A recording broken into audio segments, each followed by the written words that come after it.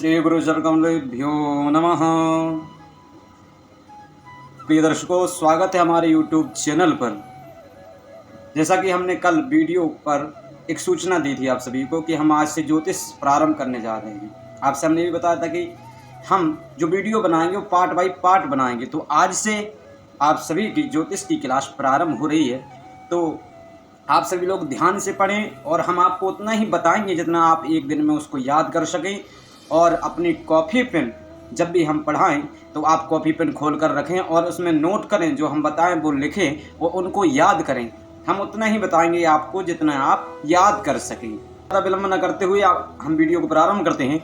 ज्योतिष को वेद का छठा अंग कहा गया है।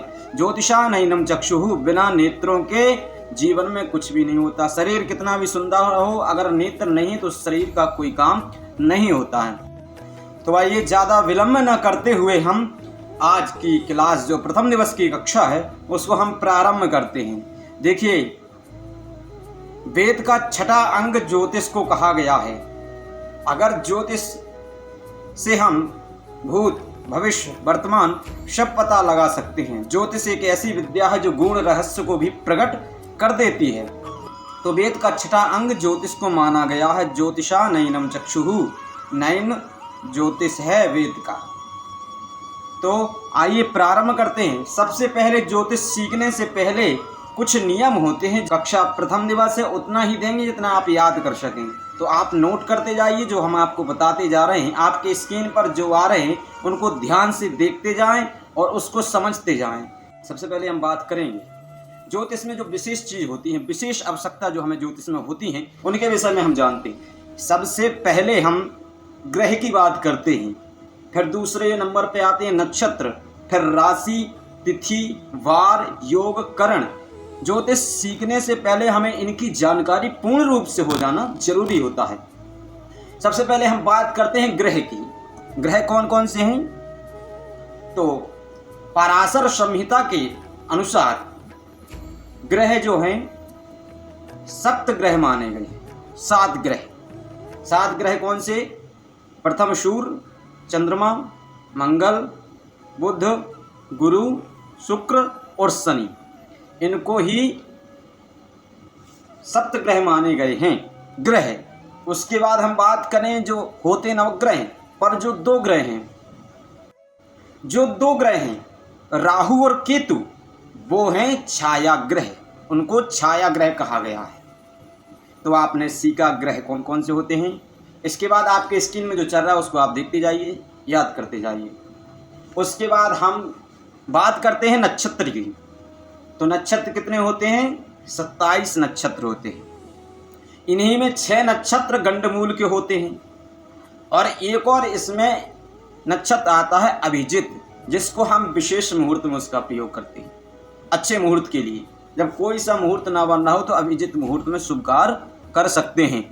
तो हम नक्षत्र की बात करें, नक्षत्र 27 होते हैं। पहला अश्विनी, दूसरा भरणी, तीसरा कृत्तिका, चौथा रोहिणी, मृगशिरा, आद्रा, पुनर्वसु, पुष्य, आश्लेषा, मघा, पूर्वा फाल्गुनी, उत्तरा फाल्गुनी, हस्त, चित्रा, स्वाति, विशाखा, अनुराधा, ज्येष्ठा, मूल, पूर्वाषाढ़ा, उत्तराषाढ़ा, अभिजित, श्रवण, धनिष्ठा, शतभिषा, पूर्वा भाद्रपद, उत्तरा भाद्रपद और रेवती। ये इस प्रकार से नक्षत्र होते हैं। हम आपसे बात करें, ये 27 नक्षत्र हैं, इनको आप याद करें।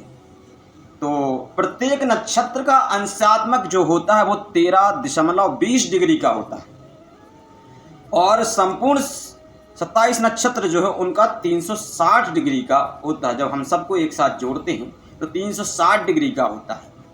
जैसे हम अश्विनी की बात करें तो 13.20 डिग्री का अश्विनी नक्षत्र होता है। उसके बाद हम उसको डबल करेंगे, उसको जब जैसे कि अश्विनी का होता है 13.20 डिग्री का होता है। तो जब हम भरणी की बात करेंगे तो 13 दूनी 26 और 20 दूनी 40। जब उसको हमको डबल करना है तो जो भरणी का आएगा वो हो जाएगा 26.40 डिग्री का हो जाएगा। इस प्रकार से ये 360 डिग्री मिलाकर के संपूर्ण 27 नक्षत्रों का होता है। अब हम बात करते हैं नक्षत्रों के स्वामी को याद करना है। नक्षत्र के स्वामी को याद करने के लिए हम आपको एक सूत्र दे रहे हैं, क्योंकि अगर आप अलग अलग याद करेंगे तो आप भूल जाएंगे कि कौन से नक्षत्र का कौन स्वामी है, बुद्धि भ्रमित हो जाएगी, याद नहीं कर पाएंगे। तो हम ऐसे ही आपको पढ़ा रहे हैं कि आप उसको, ऐसा सूत्र आपको हम दे रहे हैं कि आप उसको आराम से याद कर सकते हो, उंगलियों पर गिन सकते हो कि किस नक्षत्र का कौन सा स्वामी होता है। तो आपको नक्षत्र के स्वामी को किस प्रकार से याद करना है उसका मैं आपको एक सूत्र दे रहा हूं, जिसको आप नक्षत्र के स्वामी को आसान तरीके से याद कर सकते हैं। उसमें क्या करना है, एक सूत्र है, आचंभो राजीस बु के सु। ये 9 अक्षर सूत्र हैं।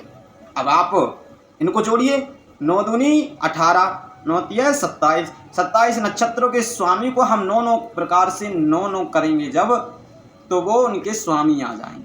तो कैसे, आ यानी आदित्य यानी सूर्य, चम यानी चंद्रमा, भव यानी मंगल, आचंभो रा यानी राहु, जी जीव को कहते हैं गुरु, आचंभो राजी बु बुध, के केतु, शु यानी शुक्र, राजीस, जी के बाद जो सा आया वो हो गया शनि। तो इस प्रकार से आपको याद करना, पर आपको याद कैसे करना मैं आपको ये बताऊं। सूत्र हमने आपको बताया। अब इसकी हमको जो गणना करनी है वो कृत्तिका नक्षत्र से हमको उसकी गणना करनी है। जैसे आ यानी सूर्य, आदित्य, तो हम कृत्तिका से जोड़ेंगे। कृत्तिका का जो स्वामी है वो कौन सा हो जाएगा, सूर्य हो जाएगा। रोहिणी का चंद्रमा, मृगशिरा का मंगल। तो आपको ऐसे ऐसे याद करते जाना है। तो आपको क्या करना है, नक्षत्र को याद करना है, नक्षत्र के स्वामी को याद करना है। जैसे हमसे किसी ने पूछा कि महाराज मघा नक्षत्र का स्वामी कौन सा है, तो आपको कृत्तिका नक्षत्र से जोड़ना है। कृत्तिका नक्षत्र से मघा की बात करें, कृत्तिका, रोहिणी, मृगशिरा, आद्रा, पुनर्वसु, पुष्य, आश्लेषा, मघा 8वां नक्षत्र आ गए। तो आपको लास्ट के अक्षर देख लेने कौन सा आता है, बू के सु, बू के सु 9 आ गया तो केतु मघा का स्वामी हो गया। और हम इसमें ऐसे ही आपको याद करते जाना है कि लेकिन कृत्तिका नक्षत्र से लेना है, ठीक है। और आगे हम इनकी बात करें तो आगे आप देखें बड़ी ध्यान से, मैं आपको एक बात बताने जा रहा हूँ। जो गंडमूल नक्षत्र हैं, गंडमूल नक्षत्र कौन कौन से हैं, अश्विनी, रेवती पहला और 27वां, फिर दूसरा आ गया आश्लेषा मघा, फिर ज्येष्ठा मूल। जो नक्षत्र हैं, तो जो नक्षत्र हैं इनको आप ध्यान से देखिएगा। तो इसमें जो बुध और केतु हैं, तो गंडमूल नक्षत्र का स्वामित्व जो प्राप्त है वो है बुध और केतु का, बुध और केतु का ही इनको। इसी मघा नक्षत्र था उसका स्वामी केतु आ गया, आश्लेषा का बुध आ गया। ऐसी आप कहीं भी देख लीजिए, तो रेवती का बुध आ गया, है ना। तो ऐसे ही आप इनको याद कर सकते हैं। गंडमूल नक्षत्र यही हैं, इन्हीं को इनके स्वामित्व प्राप्त है। तो प्रिय दर्शकों, आपने आज सीखा, तो कल जानकारी देंगे सम राशि कौन सी हैं, विषम राशि कौन सी हैं। तो जैसा कि हमने आपसे कहा था, तो आज की प्रथम दिवस की कक्षा यहीं पे समाप्त होती हैं। अब आप ध्यान से पढ़िए, कॉपी पेन में उतारिए और इस वीडियो को अपने मित्रों को शेयर करिए, ताकि वो भी इस वीडियो का आनंद ले सके, पढ़ सकें, एक अच्छे ज्योतिषी बन सकें। तो आप इस वीडियो को लाइक करिए। अगर फेसबुक पर आप ये वीडियो देख रहे हैं तो कृपया लाइक करें और शेयर करें, यूट्यूब चैनल को सब्सक्राइब करें। तो आज की कक्षा यहीं पर समाप्त होती है। मिलते हैं आपको अगली वीडियो पर। जब तक के लिए जय श्री राम, जय श्री कृष्ण, जय मां बगलामुखी।